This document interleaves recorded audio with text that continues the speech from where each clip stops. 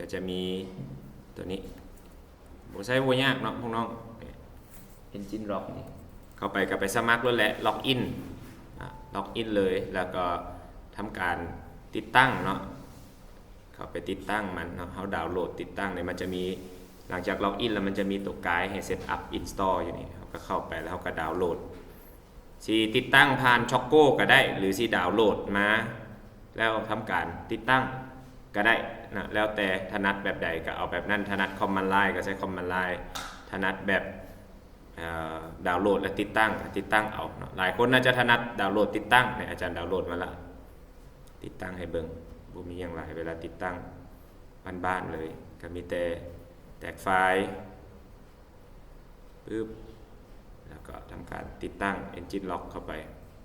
บ่แน่ใจว่าให้รีสตาร์ทเครื่องบ่วะ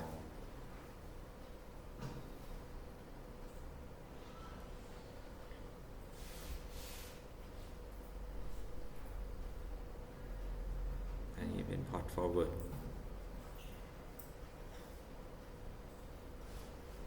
มันให้เรารันตัวนี้มันให้เรารันผ่านเทอร์มินอลเนาะเราก็เซตอัพคีย์แบบนี้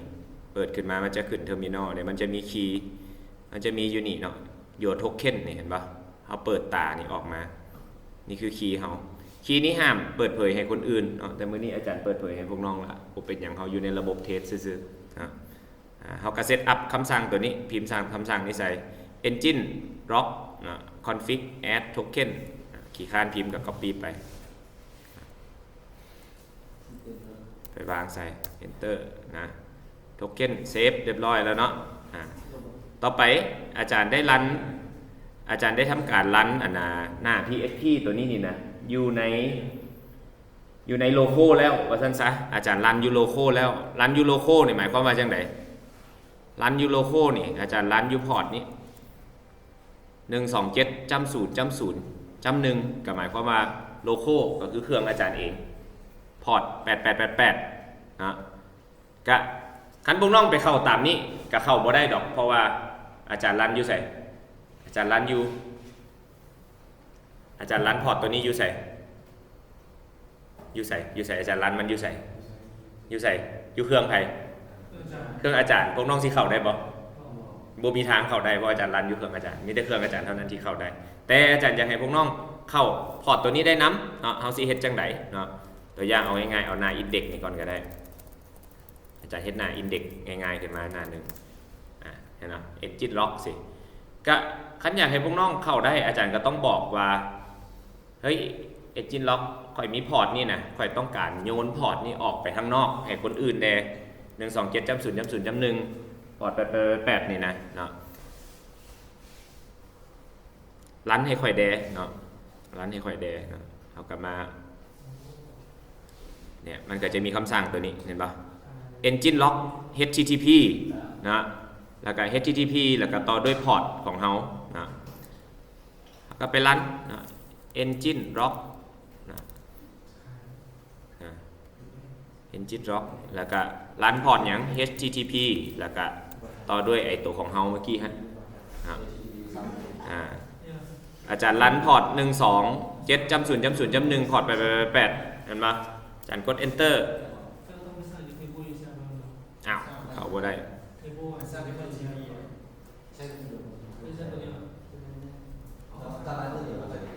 มันบอกว่า authentication your account is limited อ๋อโอเคอาจารย์รันอยู่ดีไว้อยู่อาจารย์รันไว้2อันแป๊บนึงอาจารย์รันไว้อยู่ก่อนหน้านั้นเดี๋ยวขอแคนเซิลตัวนึงออกก่อนโอเคแป๊บนึงเอาใหม่รันใหม่อาจารย์รัน2อันเฮาเป็น account ฟรีเนาะเฮารันได้แต่อันเดียวเนาะ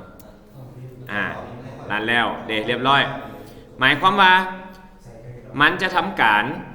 สร้างตัวนี้ขึ้นมาให้เฮาเดี๋ยวอาจารย์จะส่งจะ copy ตัวนี้ไปเข้าในเบราว์เซอร์ลองเบิ่งลองเข้าอันนี้มันหน้า localhost อาจารย์เนาะเดี๋ยวอาจารย์จะไปเปิดอีกหน้านึง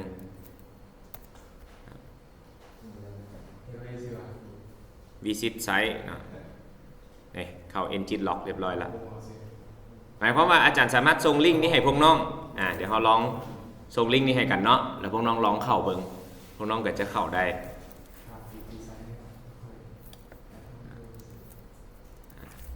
ทดลอง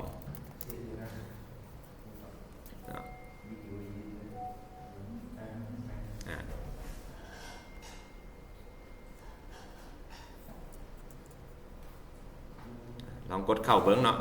แล้วมันก็ทุกๆครั้งที่มีคนเข้ามันก็จะรายงานเฮาอยู่ถึงนี้เด้ก็จะมีรายงานให้เฮาว่ามีคนเข้ามาแล้ว1คนนี่มันจะแจ้งสเตตัสขึ้นมาให้เฮาพร้อม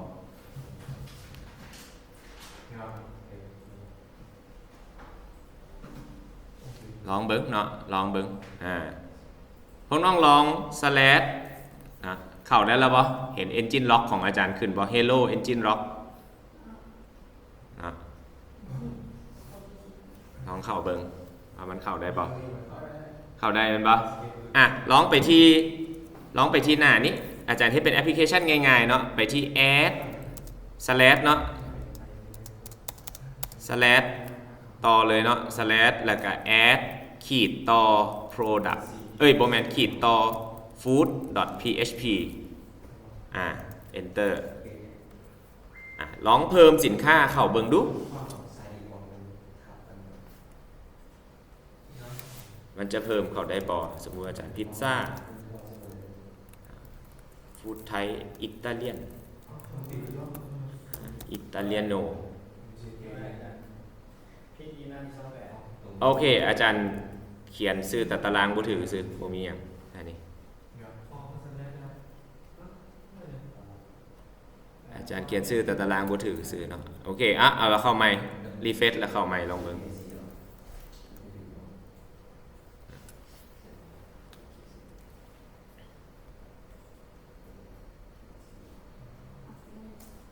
ลองเพิ่มเข้าเบิ่งเนาะ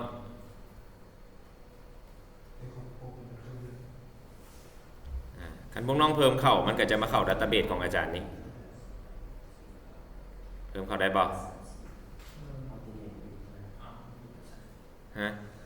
successful บ่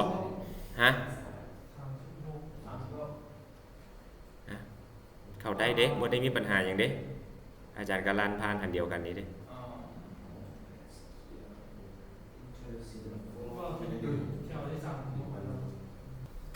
คันเฮารันยูโลโคเฮาอยู่เฮาก็สามารถสร้างตัว Engine X นี้ให้มันทำการจูนเนลภาษาซับเขาเอิ้นว่าจูนเนลคืออุโมงค์สร้างอุโมงค์ตัวหนึ่งขึ้นมาไว้ให้เฮากับอีกคนหนึ่งสามารถติดต่อกันได้มันสร้างอุโมงค์ไว้สำหรับเฮาแต่ถ้าอาจารย์แคนเซิลตัวนี้ไปหรืออาจารย์ปิดคอมไปสมมติอาจารย์แคนเซิลตัวนี้ไปลองเข้าเบิ่งดูบัดนี้บ่ได้แล้วบ่สามารถเข้าหน้าตัวนี้ได้แล้วเพราะว่าอาจารย์ปิดจูนเนลไปแล้วแม่นบ่อาจารย์ปิดอุโมงค์เข้าไปแล้วนะแต่คันอาจารย์รันตัวเก่าปึ๊บบัดนี้คันเฮารันอุโมงค์ใหม่อันนี้จะเปลี่ยนไปได้มันจะรันดอมเลขขึ้นมาเรื่อยๆเพื่อบ่ให้มันซ้ำกันดิเข้าใจบ่ก็ต้องส่งตัวนี้กันให้ใหม่อีกรอบนึงเนาะส่งให้ใหม่อีกรอบนึงเดี๋ยวอาจารย์ส่งให้ใหม่อีกรอบนึงลองทดสอบ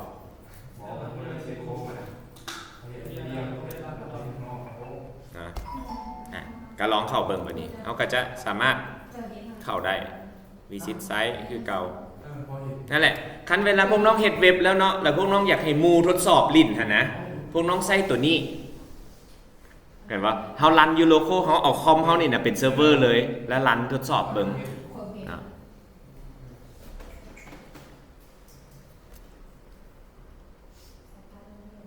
เราก็จะได้ตัวนี้มา